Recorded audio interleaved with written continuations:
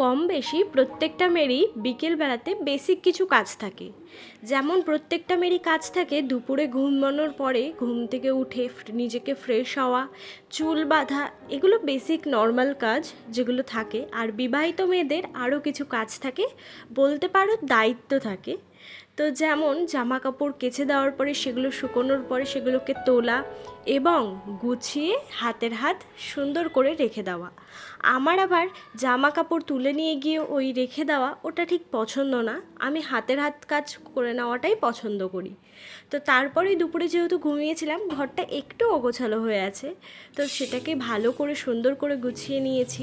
তারপরেই বসিয়ে দিলাম রান্না। রান্না আজকে তেমন একটা কিছু সন্ধেবেলাতে করিনি, বসিয়ে দিয়েছিলাম ডালে চালের সাদা খিচুড়ি।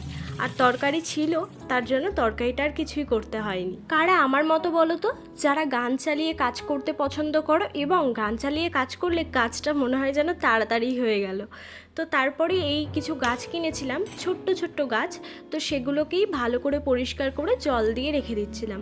বেসিক্যালি গাছে আমি রাত্রেবেলাতেই জল দিই, এটা আমি দেখেছিলাম এখানকার কিছু গার্ডেনে দিতে, তার জন্যই। তারপরে ও অফিস থেকে চলে এসেছে, অনেক দিন পর ভাবলাম একটু ভালো করে দুধ চা বানিয়ে খাই।